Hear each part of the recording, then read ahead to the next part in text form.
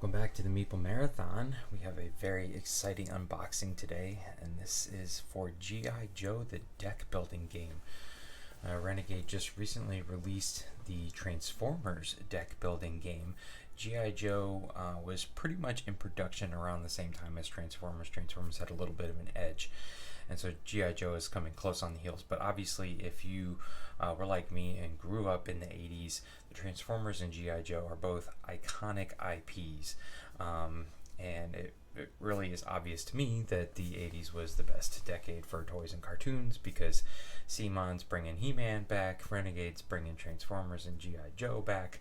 CMON's going to bring back Thundercats eventually as a Zombicide kind of character packs. So obviously you just can't get enough of these 80s toys and cartoons. But between the two, Transformers and G.I. Joe, G.I. Joe is probably more of my favorite, even though I love them both. And I actually had the opportunity to play test this game for Renegade way back earlier in the year. So I also went with this one, wanted to officially try it out in person, physical version, final copy, before I jumped into them both. So we may be seeing Transformers here later on the channel, but let's go ahead and take a look at what comes in G.I. Joe, the deck building game.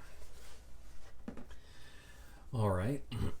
Right off the bat here, they have an advertisement for their G.I. Joe role-playing game. This is coming up here in the near future. I don't know whether or not, because here's the advertisement for the Transformers deck building game. I don't know if the role-playing game is going to be a Kickstarter or not. I'm not 100% sure. I don't think so. I think they're just establishing it, but that's kind of exciting. You get to be your own Joe. All right, rule book. Right off the bat, the artwork is pretty good. You can definitely tell it's redrawn. They didn't steal screenshots from the cartoons or anything like that. So it's cleaner. It's more updated looking. It's not quite there. This is okay for me. I haven't seen all the cards yet, so we'll see how well the artwork does it for me. But the rulebook here is, I have read through the prototype rulebook. Nothing really has changed much. There's a lot of text here. It's a little dry. I feel like they definitely could have beefed up some of the the examples here, made those pictures bigger, put some more color on here, but there you go. That is the rule book. It's about 20 pages in length. It's not too bad. It's a pretty straightforward deck builder, but there are a few things that are unique that we'll point out here in a second. So a single punch board. It includes the threat tracker here, which is a Cobra. Obviously, if you get all the way up here to the end, you lose the game. This little marker here that flips over for solo mode. You have your hanger, which is where you're going to put your vehicles. Now, this is one of the things that is unique to the this deck building game versus this game is actually very different from Transformers. So don't think that they just basically took the same deck building game and reskinned it G.I. Joe versus Transformers. This is a very different game. And this card here is for the solo play. Then you have your larger mission cards. We're going to maybe take a look at one or two of those. I don't want to hit up any spoilers. Then we have all of our... we're going to take a look at some of the Joe cards here, because I think that's what everybody has come here for. And then some dice, which, again, are okay. I feel like they really, obviously they're like G.I. Joe green, which is appropriate, but, G.I. Joe is the real American hero. I feel like they could have thrown some green, red, white, and blue in there maybe. But these are basically successes, double successes, misses. So custom dice, but they're all the same. Pretty straightforward, and we'll talk about how you use those dice here. A little quick check. No, nothing. No secrets underneath. That's fine. So let's unwrap some of these decks here and take a closer look at some of the Joe cards. Okay, so I don't want to show off any of the other mission cards, but this is the one on the top. So I'm just going to show this one briefly so that you guys can understand a few things on the mission card that are then going to make sense as we review the other cards.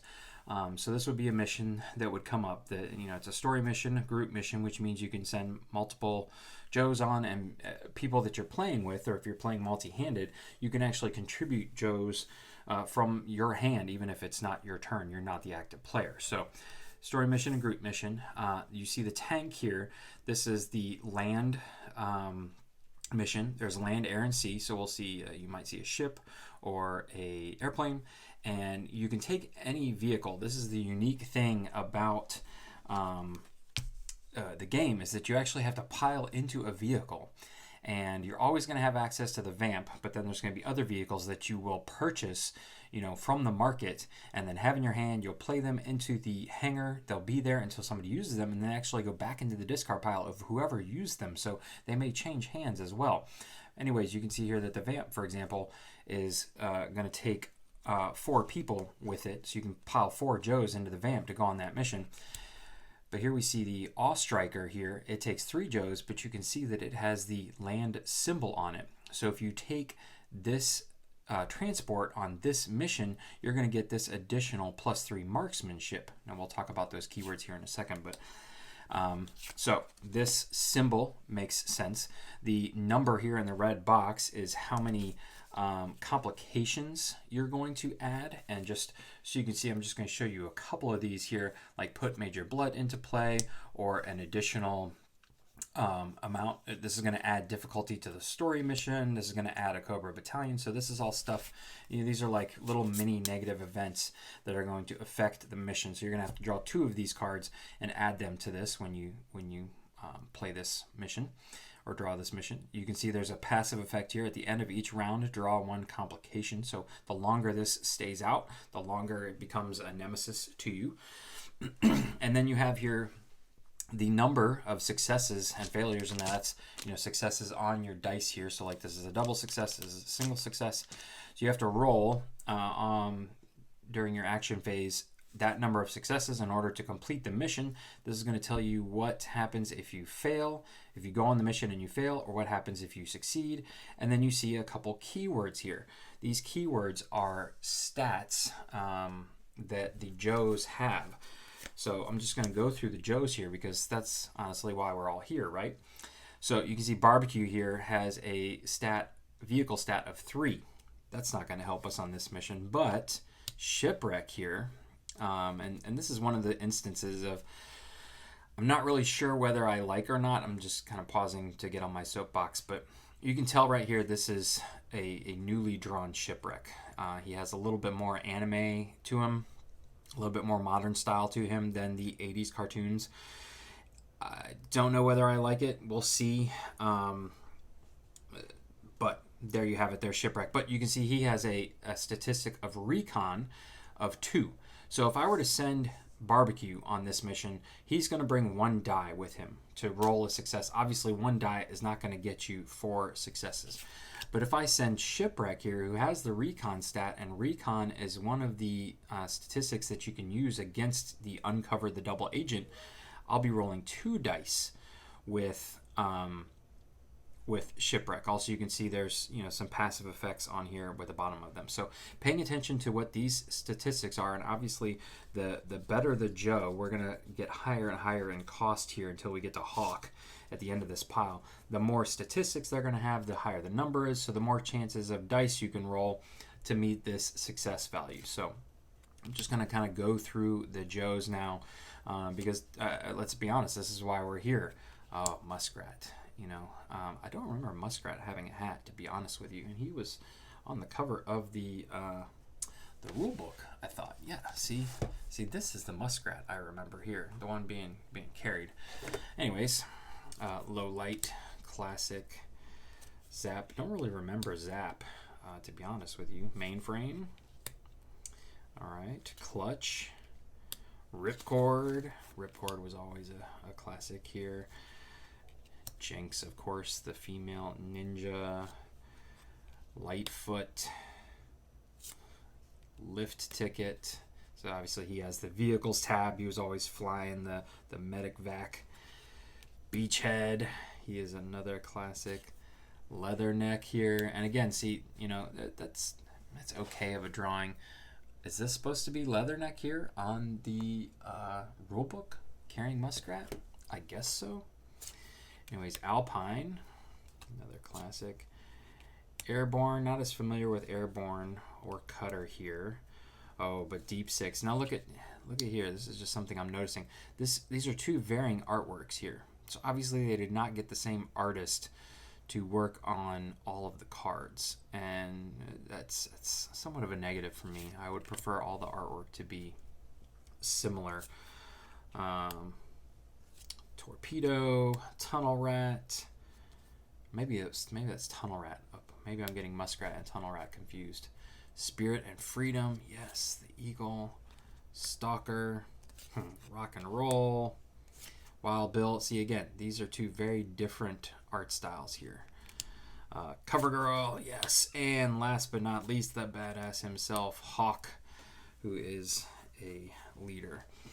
So these are the Joes that you're going to be able to draft, purchase from the market, add to your hand. You can see here that like Cover Girl here, who is Cover Girl and Hawk, who are the most expensive. This is the cost up here that it takes to purchase them. She's got 4 explosives and 4 tech, 4 marksmanship, and 3 stealth. So you could almost take Hawk just by himself and get lucky and roll, and complete this mission. So there's the Joes. Let's stick with the good guys for right now, and then just go through the vehicles here. So here's the Vamp. Here's the Awe Striker. The Ram. So you can see that, like this one, for example, if you send one individual, or you can only send one individual, but it's giving you +3 recon. So you could take a single individual, you could send Hawk with the Ram to do this mission, and they're rolling like 7 dice. And if it's on a land thing, it's going to give you +2 wild skill. So it really doesn't matter what's here. Again, you're trying the key here is matching up these stat keywords here. The APC, you're taking 8 Joes, the Tomahawk, Sky Striker, the Skyhawk. Never really understood the point of those things. The Killer Whale and the Shark. So I'm a little disappointed that they don't have the G.I. Joe battleship. I can't remember what the name of that battleship was, but the one that you could purchase the toy and it was like 8 feet long or something like that, bigger than the Child. They don't have that as an option here, and make it like 10. They should have made that one like the most expensive one. I really wish there were more vehicles in here. I feel like the amount of Joes is okay. They covered all the big ones, but again, there are a lot more that they could have added. All right. Also, what you can add to your hand are these utility cards. So these are just kind of, I'm not going to really cover all these in detail, but you can see here like all in, you gain +2 recruit. These are things that can add to your hand that are like little mini events that'll help. But you're going to purchase these again the same way, and they have a recruit value. Also, you have some gear, things like gas grenades, proximity mines, hacking gear, smart missiles, night vision goggles. This is all, again, stuff that's not G.I. Joe's, but you can add to your loadout when you go on a mission. All right. Then you've got your starting cards. So these are what you're going to start with. You're going to start with some comms. You're going to start with a second effort card. You may start with more than one of these too. You're going to start with a standard G.I. Joe, so nondescript G.I. Joe. And then you're going to start with some basic service rifles. Again, some of this gear, some of the equipment is going to be rifles and things like that you can have. You can assign to someone. You can't send Hawk with like 6 rifles. But again, if this is part of a side mission, it's going to give you plus wild skill. So these are your basic cards that you're going to start with. And then you're going to need a leader. So these are the leaders. There's 6 total here that we're going to take a look at. These are like your avatars that you're going to choose one, and this is who you represent throughout the game. And these are actually going to be shuffled into your deck, so they're going to come back up So you could either be Scarlet, you could be Snake Eyes, you could be Duke, Lady J, Roadblock, or Flint. Now, you can see each one of them has a promote symbol here at the bottom. That's because you could take your leader and replace them with your promoted leader. So you can see here now that Scarlet, everything's updated for Scarlet here. Let's look at her 2 cards. She's getting more recruit. She's getting double her martial arts. She now has tech. You know, and so that is, here is the original Snake Eyes versus the promoted Snake Eyes. Here is regular Duke versus promoted Duke. Again, 2 completely different art styles here, and that bothers me just a little bit. Lady J and another Lady J, Roadblock here, and a ridiculous Roadblock, and a Flint, and a ridiculous Flint. All right, so these are who you will choose. You will choose one of these to be your leader. They can be promoted, and that kind of may change your play style too. All right. The last thing I'm going to show you is the Cobra Commanders, and so these are the opposite of the Joes. These are the people that we are used to. If you feel like this might be spoilers, feel free to turn off the video now. Again, I'm not going to cover the missions. I'm not going to go through all of the complication cards because those are kind of spoilery as well. But these are guys that you knew were going to be in the deck some way, shape, or form, and they're the classic characters. They're the classic bad guys. So I'm going to show those off now. Again, spoilers ahead. Possibly some of you might consider this spoilers, so turn away now if you don't want to see the bad guys. So we've got Cobra Commander, and again, he's going to come out as, you know, like his own little side mission or attached to a mission, something like that. So you can see he's got his own stats, his own keywords that you have to use to defeat these guys. Destro, the Baroness, Dr. Mindbender, Zartan, and look, Major Blood and Zartan, or even just like Major Blood and Cobra Commander. Like, I feel like they just kind of mailed it in with Major Blood there, you know, and the artwork. Shadow Storm, and then you're going to have a whole bunch of Cobra Battalion and a whole bunch of Cobra Troopers. All right, ladies and gentlemen, so that pretty much shows off everything in the game, all the cards in the game. And up next, we will be doing a playthrough video of this particular game. So if you have a particular leader you'd like to see, please feel free to let me know in the comment section below. There's all of them there. And yeah, other than that, if you enjoyed this video, please consider giving it a thumbs up. And if you'd like to see more content like this in the future, including a playthrough of G.I. Joe the deck building game and a how to play video, please consider subscribing to the channel. Once again, thanks for watching. Have a great day.